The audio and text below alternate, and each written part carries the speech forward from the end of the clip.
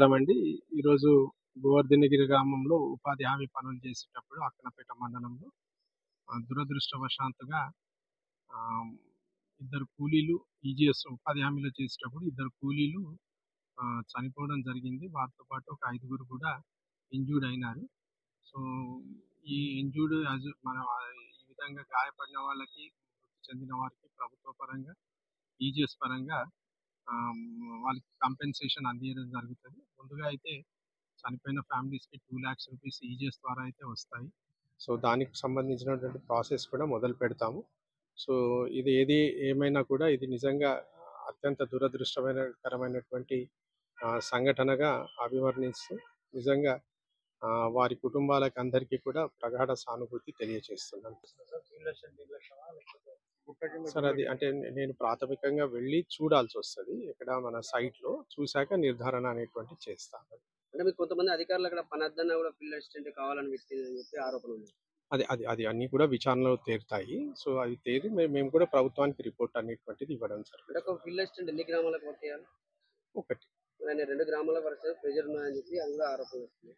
ఆరోపణ అని కాదు. అది వాస్తవానికి 2 గ్రామాలు ఏదైనా ఉంటే చూడమని ఉండొచ్చు. But he is sole and sole responsible for one village అయితే పక్కాగా చూడాల్సిందే. Thank you. నా పేరు జయదేవ్ అండి. నేను జిల్లా గ్రామీణాభివృద్ధి అధికారి, సిద్దిపేట జిల్లా. ఎస్ ఈరోజు అక్కన్నపేట మండలం గోవర్ధనగిరి గ్రామం లోపల ఉపాధి హామీ పథకం కింద పనిచేస్తున్నటువంటి వర్కర్స్ పైన ఈరోజు బండరాళ్ళు పడేసి చనిపోవడం జరిగింది.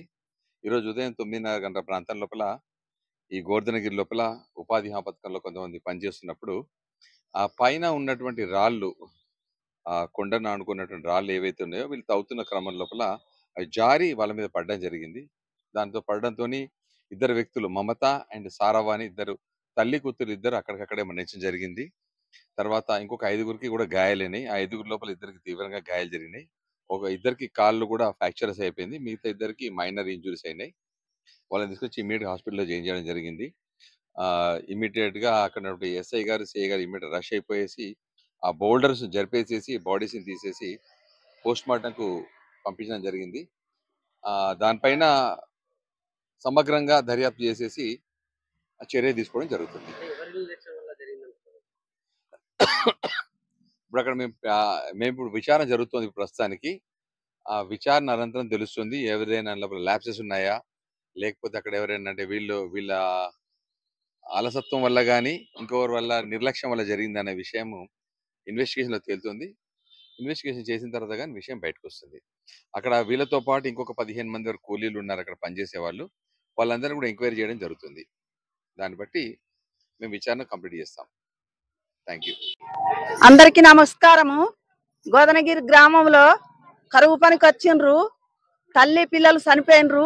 గుట్ట బండలు కూలి చిన్న చిన్న పిల్లలు, పాపం ఆమె బిడ్డకు ఇద్దరు పిల్లలు, తల్లి బిడ్డలు ఒక్క కుటుంబం వాళ్ళు చచ్చిండ్రు.